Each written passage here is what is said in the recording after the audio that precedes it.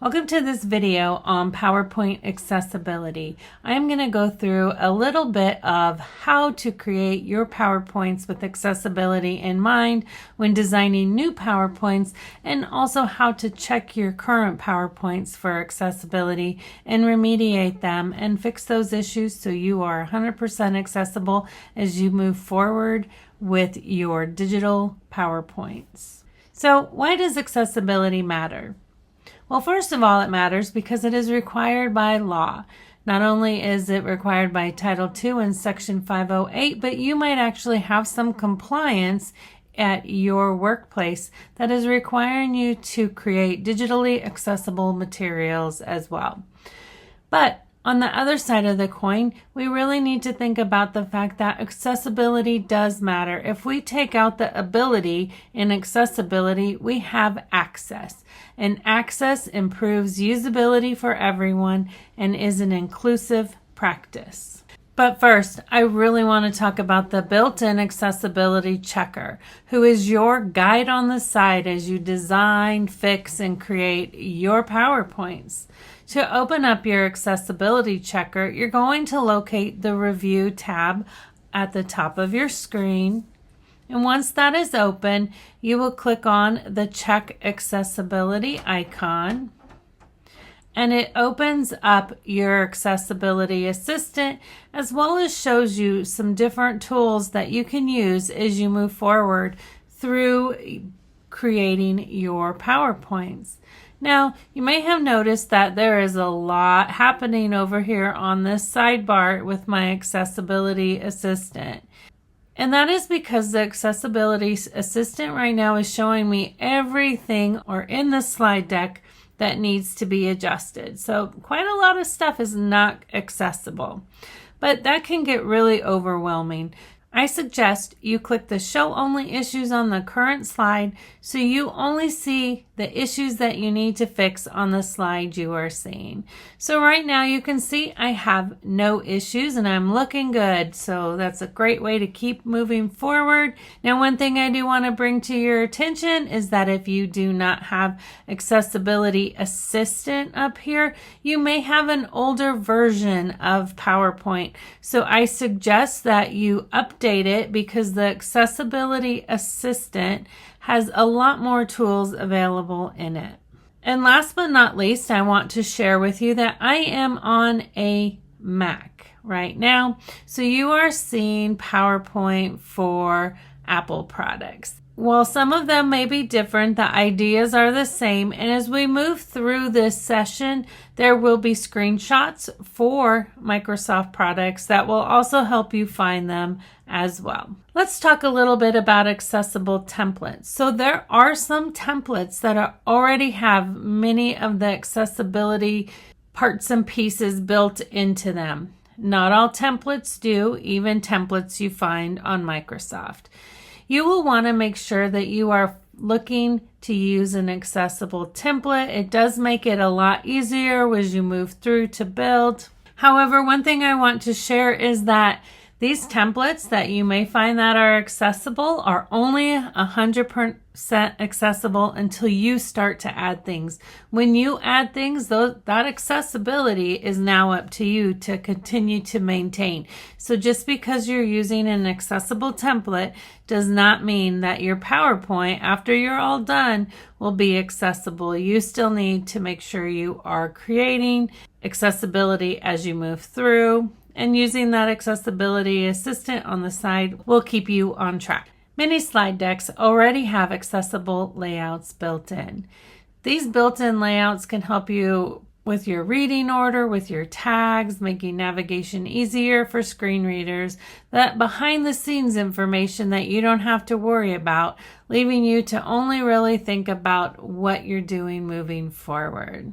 Let's go ahead and take a look at this placeholder slide. As you can see here, with our Accessibility Assistant open, we know that even though it says click to add title, we still have a missing slide title because this is placeholder text. So I'm just going to go ahead and add title, and as I do, you will notice that my issue on the right hand side disappeared. We also have a space right here to go ahead and add our text. So we can go ahead and add it as we move, and they will be read in the order that we add our text. So placeholder text helps us with slide reading order. So as you can see, once I added my information in, I had no accessibility issues pop up. So now that we use those placeholder text and title boxes, I want to take you on an adventure of showing you text boxes. So I'm not sure how many of you like to use text boxes to add content to your slide. I know that I do. All right, so now I've added this text box. As you can see right now, it is thinking of the text box as a shape. Right up here in the top right, I can go ahead and review this shape and mark it decorative if it is just a decorative shape with no context, which right now there is no context in it. However, I can then go ahead and add some more text, and all of a sudden it's going to disappear.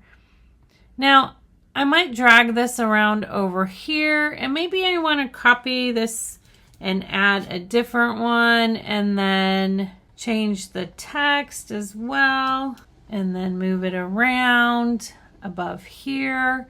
So as you move your different text boxes around, you might notice check reading order just popped up. So when I click on check reading order, I can come over here.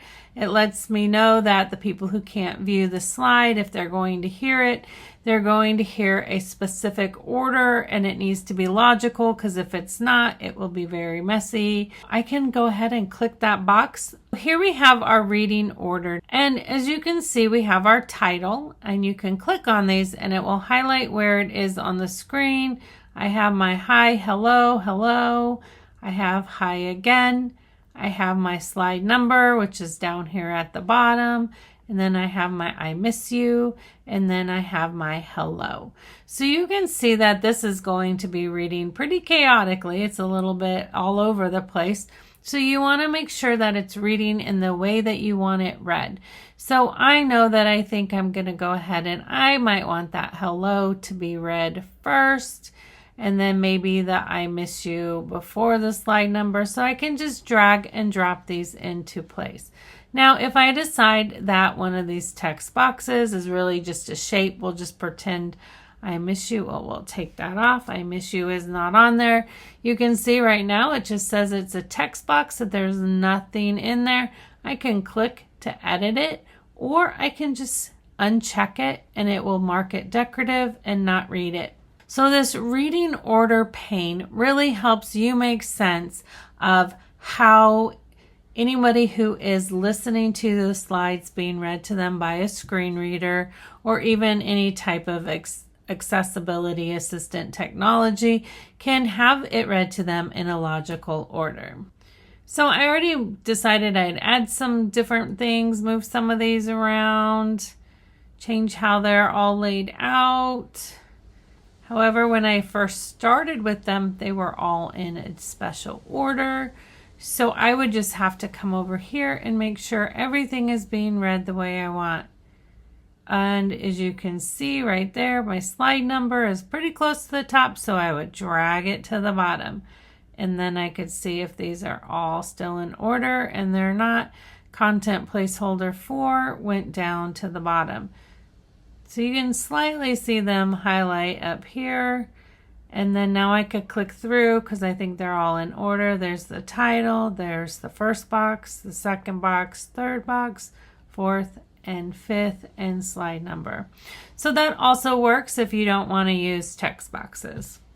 One thing I would like to point out about text boxes has to do with the outline view. So I am going to go ahead and find my view tab and click on it. And then over here on the left side, I will look for outline view. Once I click on outline view, it opens up a panel to the right. This panel lets me know everything on a slide that is being read. So this is the slide we worked on above. And as you notice, there's the title, because we named it title, and number 1, the hi, hello, and number 2, hi again. What you will notice on here is that it is only reading the text that was placed in the placeholder text. So it is not reading your alt text. However, it will read your alt text in the order that you placed it. So that is why you always want to check reading order, because even if you were just checking on outline, it will not show exactly where it is being read. So this is a way, if you are not a visual person, but you want to not see your slide as it is, the tiny little slides, you want to see the text that's on them, you can always go to outline view. All right, let's talk a little bit about titles. Every slide you have must have a title. A title is what tells a screen reader that it is reading a new slide and that that gives them an overall idea of what the slide is going to be about. So what I want to show you is on this slide, I have title. And if I go to the next slide, I have title again. And it is showing on that accessibility assistant on the second slide that I have a duplicate slide title. So you cannot have duplicate slide titles, and I know a lot of times you'll see the name continued, the name and then continued. You can't have that. They have to be individualized, and they really should give somewhat of a description of what is on the slide. So I'm going to click on this duplicate slide title here in the accessibility assistant. And it was going to let you know that you need to have meaningful names for making navigation easier. And then you can go ahead and edit the slide title. So you might be wondering, well, what if I don't want a title slide on my slide? Well, that's okay. You just have to move it up, grab onto it, drag it off the screen. Oh, gets a little hard to do this on the drag it off the screen so it is not showing, and that is okay. You just have to have either a slide that is individualized, a title that is individualized, or have that title up at the top and hidden as a hidden title. But you need to have a title. Let's go over reading order one more time, just because this sometimes is the one thing that is a little bit more confusing as you continue to build your PowerPoints. So when you are on a Mac, you are going to find your reading order here in that accessibility tab. If for some reason you haven't opened it yet or you closed it, you can click on your accessibility link at the top and then find your reading order pane, and that will open it up. And I can see why we had that error. The slide number is at the top, the title is at the bottom, and the picture is in the middle, and as if you can see, it is missing alt text. There's a little caution sign next to it. So the first thing I would do is click, drag, and drop mine into the exact place they need to be. If this needed to be adjusted, I can click on it. I can click the edit button. It opens up an accessibility tab. I'm going to go ahead for today, mark this decorative. However, you can add your 120 characters right there if needed. Here is where you're going to find it. Again, if you're on a PC, accessibility, find your reading order pane, and it will open up on the right hand side. So your reading order default setting, again, are those placeholders, the placeholder titles and the placeholder text. And if you enter your bullet points and you bring your animations on one at a time, you don't want to use more than 3 or 4 animations per slide, so really be careful with that as well. You will do that. So let's go ahead and check reading order here. Click verify. Again, this is not correct. So I'm going to drag these back to where I need them to be. To double check, you can click on them and it will highlight where exactly you are looking at so you can move them to where they need to be. Pretty simple. If you keep this open and you're always checking, you won't have to worry about it. So this one is correct. No, this one is not. So let me adjust this one again. Click the title. I can see these boxes are not in order. So I will just click on them and drag them to where they need to go. And my reading order is correct. All right, let's go ahead and take a look at alt text. This is alternative text. This is what lets a screen reader or describes an image, a shape, a button. It describes it to somebody who cannot see what is on the screen.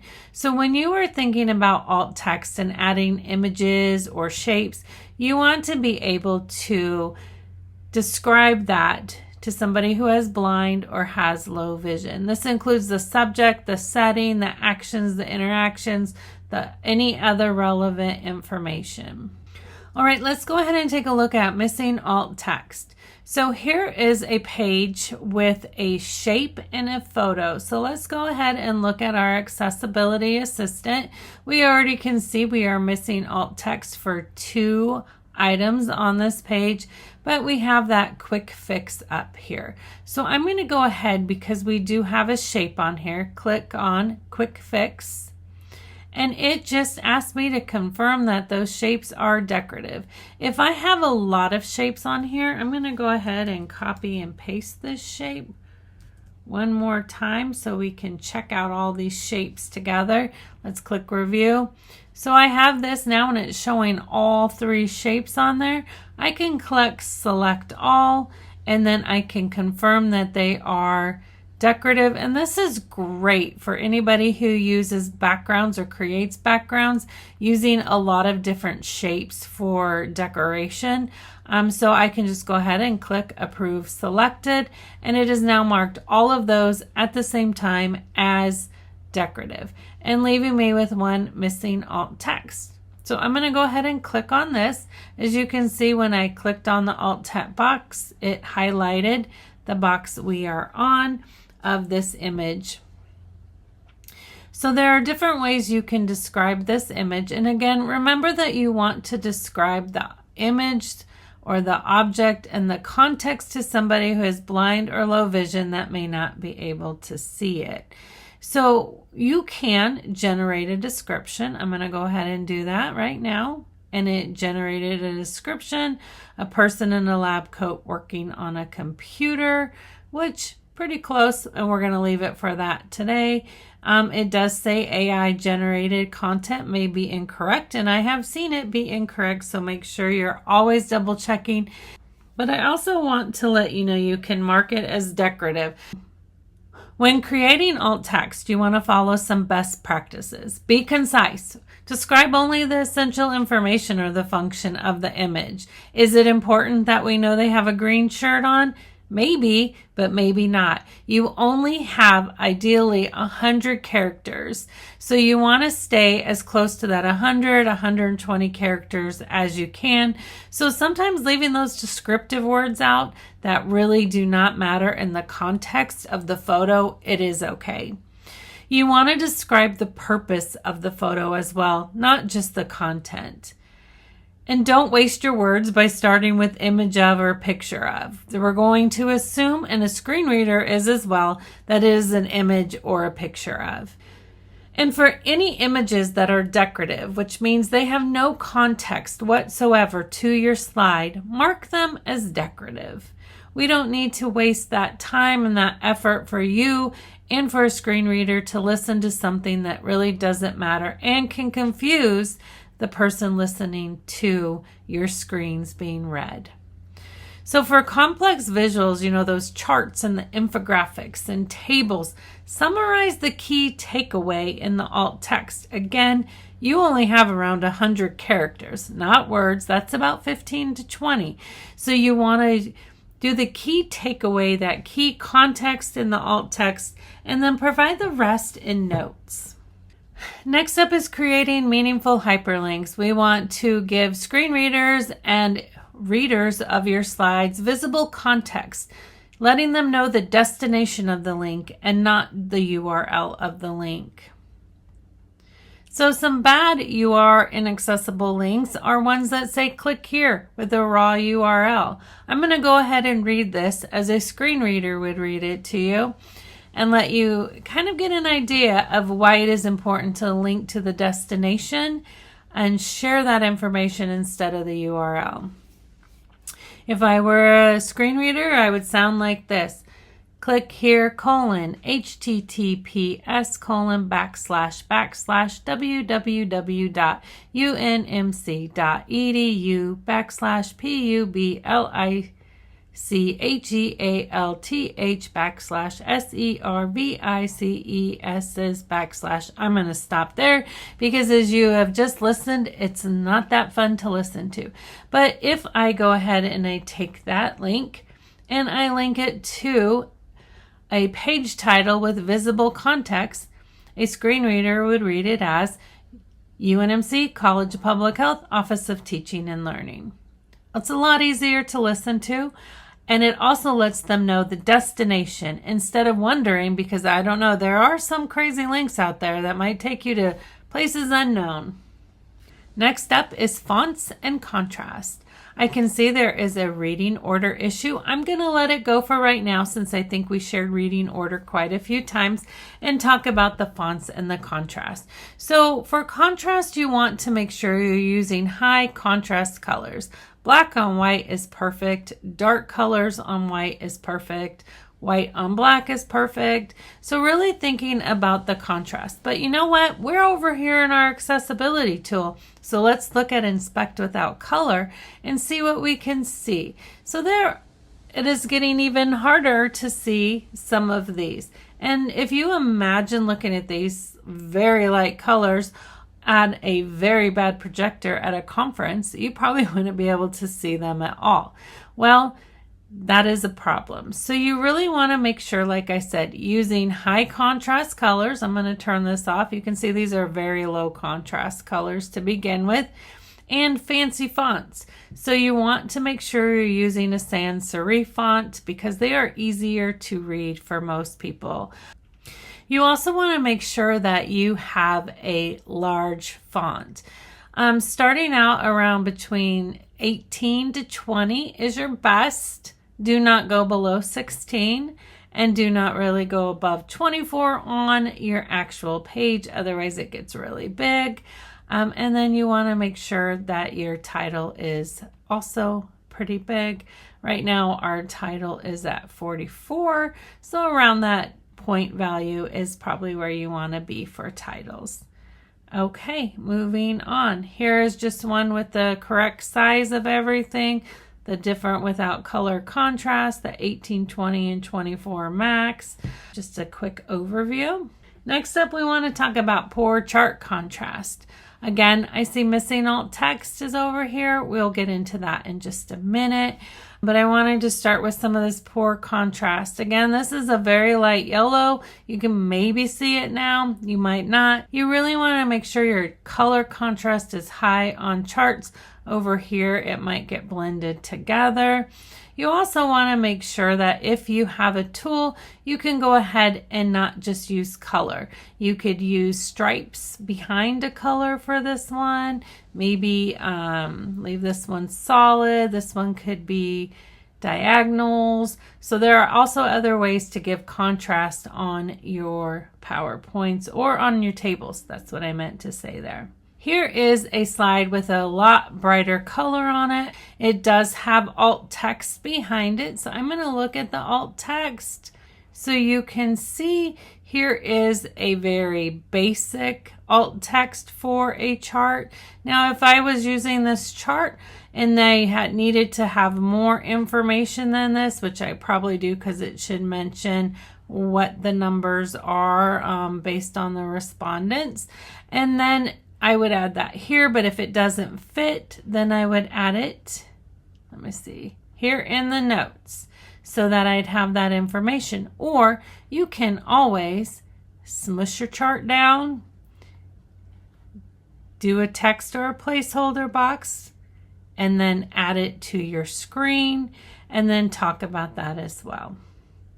I'm going to undo that really quick. Okay, moving on to tables. So in tables, you need to keep header rows and header columns so that a screen reader can read that information and it knows the direction it needs to go in. So again, tables are a bit different. They also require alt text behind them. So you would have to give an overview of what is in this table. This table, and something I want to talk about with table design, is if you were to come to table design and look at all of the different tables right here, these are already built with those accessibility header and column rows. So you wouldn't have to mark them. You can see them up here: header row, column row, total row. Banded columns and banded rows are your colors. You can choose to have those marked or not. But if I were to switch to this one, as you can see, header row and first column stayed up there. I can take first column off to where it just reads the header row. I'm going to go ahead and find one that's just a little bit brighter and show you as well. This one has header row. One of these, header or column, need to be marked to make it accessible. Alt text needs to be added to make it accessible. Taking this table from PowerPoint to a PDF can also cause additional issues, which you will see inside the PDF video. Okay, so alt text is important. So here is a table with those headers filled out. As you can see, there's a header row, it's color red, and then a header or a column header. So it would read those in the correct order. It would read the criteria: fully met, partially met. It would read the row, then fully met, then partially met, then not met, and it would continue going through in that order because you gave it direction by clicking on those buttons in that table design. Next up, I want to talk about using list. It is important that you use a list up here in your tools as opposed to creating your own list like this one here. If a screen reader was to read this list, it would read it as *.1, *.2, *.3, space, space, space, space, space, .3a, space, space, space, space, .3b, .4. Now, if you have it done correctly, where you have used your list tools up here with your bullets and numbering, it will read it like this. List 1 of 4.1, 2 of 4.2, 3 of 4.3. And the main point of that is if you can imagine not being able to see a screen and somebody just read *.1, *.2, *.3, it does not sound like a list. However, if they read 1 of 4.1, 2 of 4.2, 3 of 4.3, it reads like a list. All right, next up is SmartArt. SmartArt is not accessible on its own. You need to add alt text to it. So you can see we're missing alt text. However, when we click on the alt text, it is adding alt text for the whole image. So you will need to come up with 1 to 2 sentences that describe this SmartArt.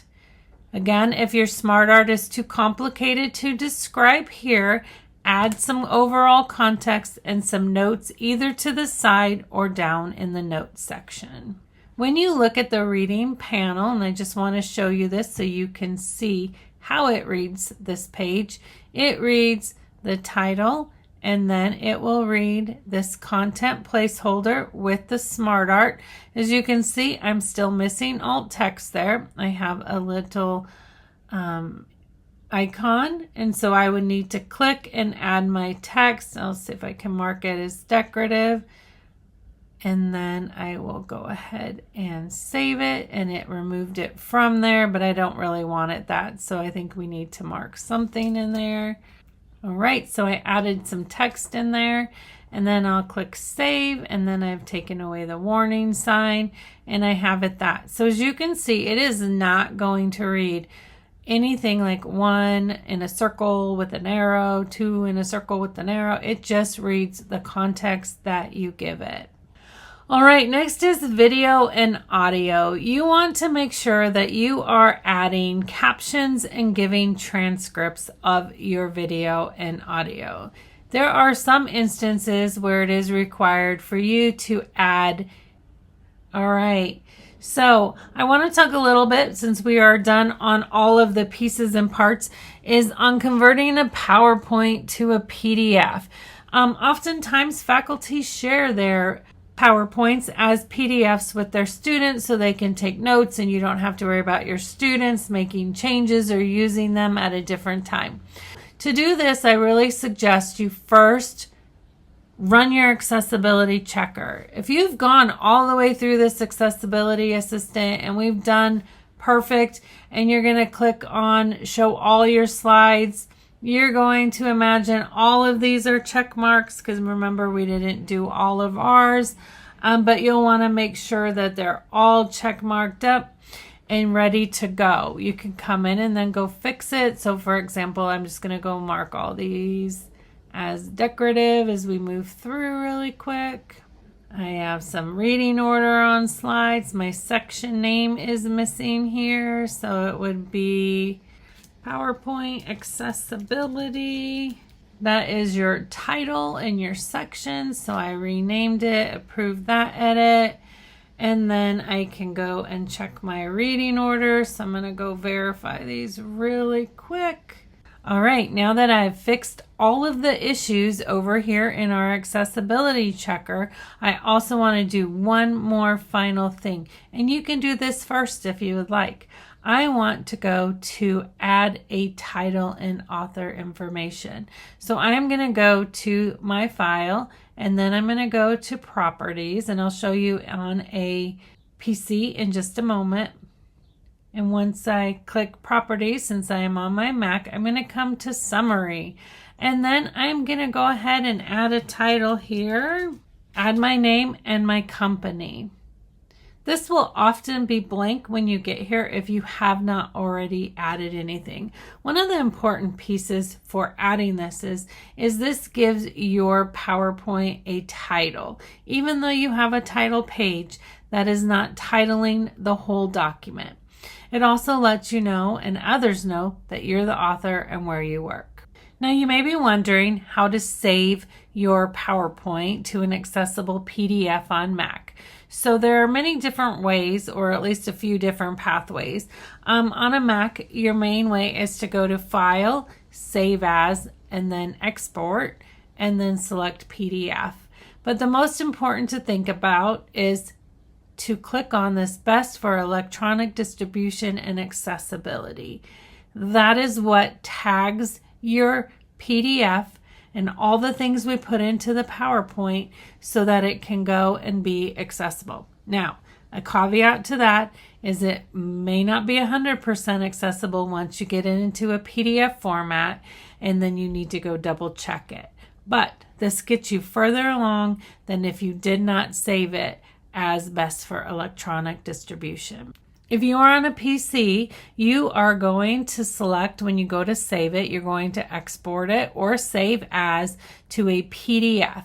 Once you get to that screen, don't click save right away. Click on options. And with that options screen, you're going to want to make sure that you have enable accessibility and reflow with tagged Adobe PDF and some of these other ones, depending on if you added them. It doesn't hurt to have them all checked, but you really want to make sure that is checked, and then click OK and save, and it will tag your PDF.